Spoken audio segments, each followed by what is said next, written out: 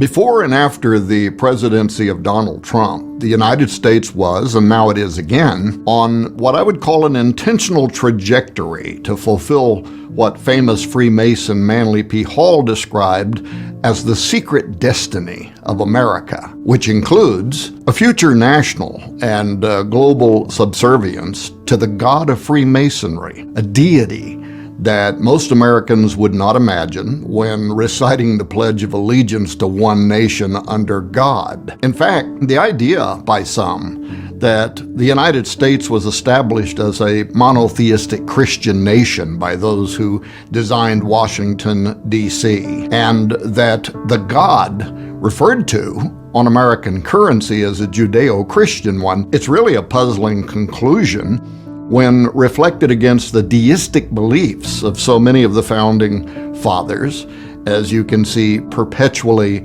viewed in the so-called supreme architect deism of Freemasons, and in the supreme judge of the world and the divine providence notations that are in the Declaration of Independence and other founding documents, as well as the countless pagan icons that actually dominate the symbols, the statues, the buildings, the seals that were carefully drafted under official government auspices. The Great Seal of the United States primary among them, which Manly P. Hall, the famous Freemason, rightly called the signature of that exalted body of Masons who designed America for what he called a peculiar and particular purpose.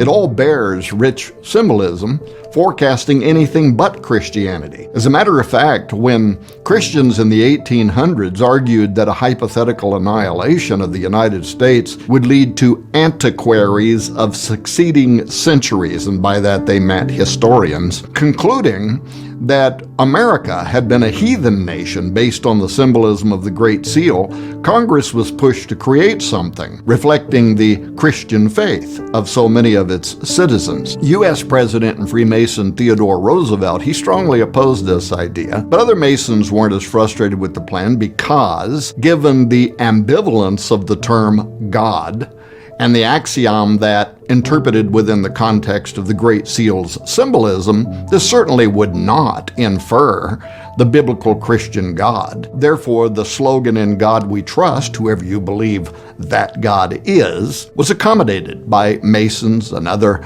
Illuminatus, who therefore approved as the official U.S. motto the phrase "In God We Trust." In my book, Zenith 2016, which among other things noted that the year of Donald Trump's presidential election had been foreseen by prophets and sages for thousands of years as the apex date, when governments would begin shifting toward the spirit that is predicted on the Great Seal of the United States, the Antichrist, followed by the actual man of sin's arrival and acceptance on the global stage in the year 2025, which people will discover in the new book Zeitgeist 2025. But this was to illustrate the point in my book Zenith 2016 that one definitely would not determine that the God in America's official motto refers to the Father of Jesus or a biblical Trinity.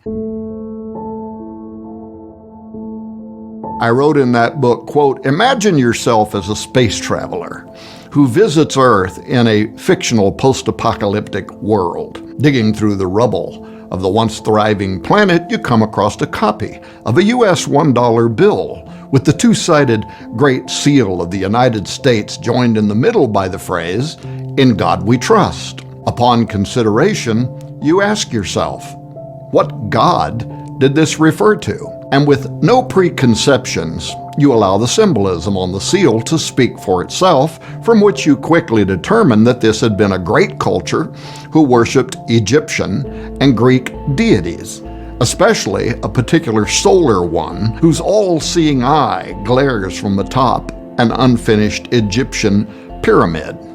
Upon further investigation into the specific beliefs of the strange group whose members had influenced the Great Seal, you discover from their highest masters, including one illustrious Albert Pike, that the sun god they venerated so highly had been known to them at various times in history by the names Apollo, Osiris, and Nimrod, end quote.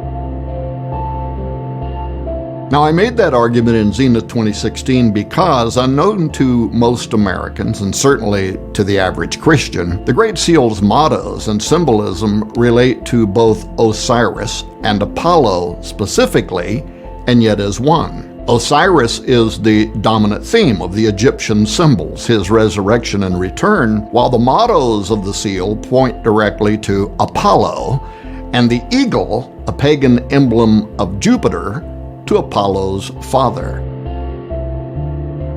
For instance, the motto Annuet Coeptus, this is from Virgil's Aeneid, in which Ascanius, the son of Annius from conquered Troy, prays to Apollo's father, Jupiter or Zeus. Charles Thompson, the designer of the Great Seal's final version, condensed line 625 of Book 9 of Virgil's Aeneid, which reads, Jupiter omnipotus, Audacibus annuet coeptus, which means all-powerful Jupiter favors the daring undertaking. He condensed that down to annuet coeptus. He approves our undertaking. While the phrase Novus Ordo Seclorum, a new order of the ages, was adapted in 1782 from inspiration that Thompson found in a prophetic line in Virgil's Eclogue 4, which reads Magnus ab integro seclorum nascitur ordo, from Virgil's Eclogue 4, line 5, the interpretation of the original Latin being, and the majestic roll of circling centuries begins anew. Now that phrase is from the Cumae Sibyl, a pagan prophetess of Apollo, identified in the Bible as a demonic deceiver, and it involves the future birth of a divine son spawned from a new breed of men sent down from heaven when he receives the life of gods and sees heroes with gods commingling. According to this prophecy, this is Apollo, the son of Jupiter, or Zeus, who returns to Earth through mystical life given to him from the gods when the deity Saturn or Jupiter returns to reign over the cosmos in a new pagan golden age, what the alignment of Jupiter and Saturn on December 21, 2020 forecast, which many, by the way, including pastors, were erroneously referring to as the Christmas star. According to the Greek texts, the Magi followed an asteroid, not a stationary star alignment, whose trajectory led them to Bethlehem. But it was the closest that these two planets have appeared together in approximately 800 years not long ago, and it did indeed forecast the arrival of a messianic son, the false one, whose spirit will reside in the beast of Revelation 17:8. From the beginning of the prophecy, referenced on the Great Seal of the United States, here's what we read. Now the last age by Cumae Sibyl sung has come and gone, and the majestic roll of circling centuries begins anew. Justice returns old Saturn's reign, with a new breed of men sent down from heaven. Only do thou at the boy's birth, in whom the iron shall cease, the golden race arise. Befriend him, chaste Lucina, 'tis thine own Apollo reigns. He shall receive the life of gods and see heroes with gods commingling, and himself be seen of them, and with his father's worth reign over the world. Assume thy greatness, for the time draws nigh, dear child of gods, great progeny of Jove or Jupiter Zeus. See how it totters, the world's orbed might, earth and wide ocean, and the vault profound, all see enraptured of the coming time. End quote.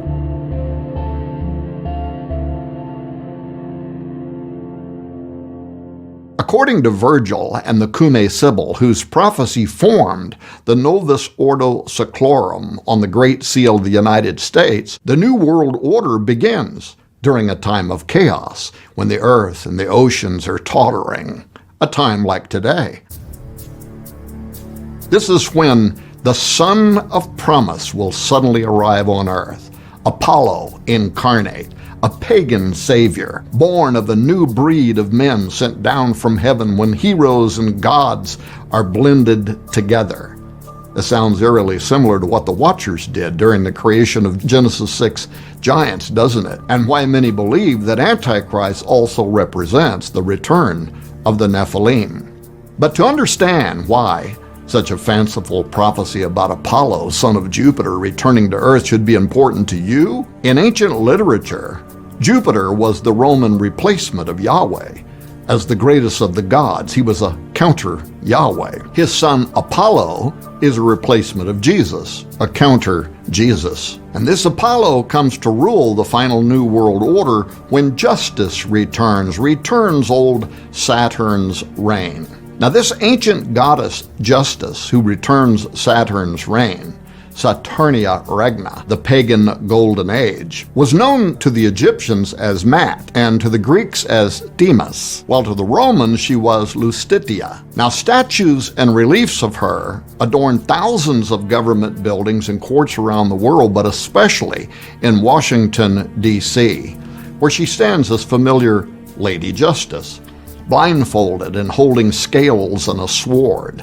She represents, according to the prophecy, the enforcement of secular law and is, according to this Sibyl's conjure, the authority that's going to require global compliance to the zenith of Satan's dominion, concurrent with the coming of Apollo. What's more, the Bible's accuracy concerning this subject is alarming, including the idea that pagan justice will require surrender to a satanic system in a final world order under the rule of Jupiter's son.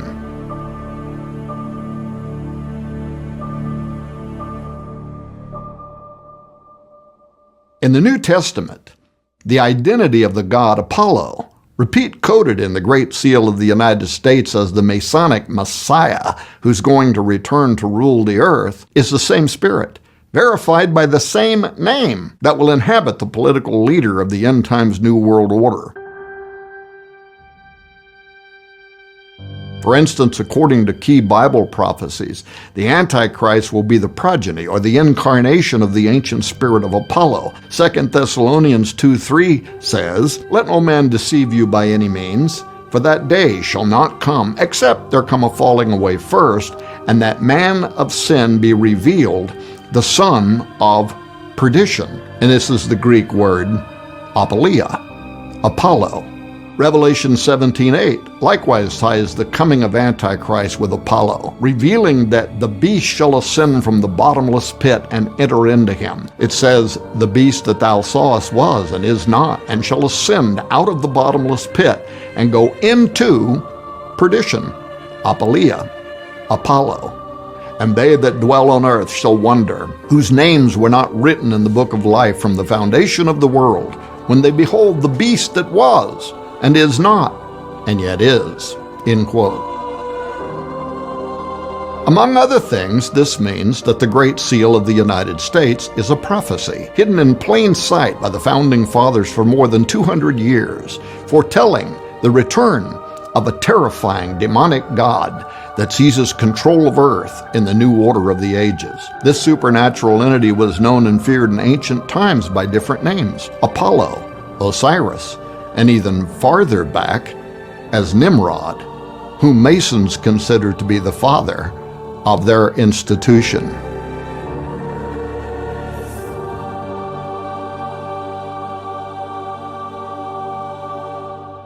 In the last chapter of the book Zeitgeist 2025, we circle back to that prophecy to expose the most insidious aspect of the scheme that is now counting down to the year 2025.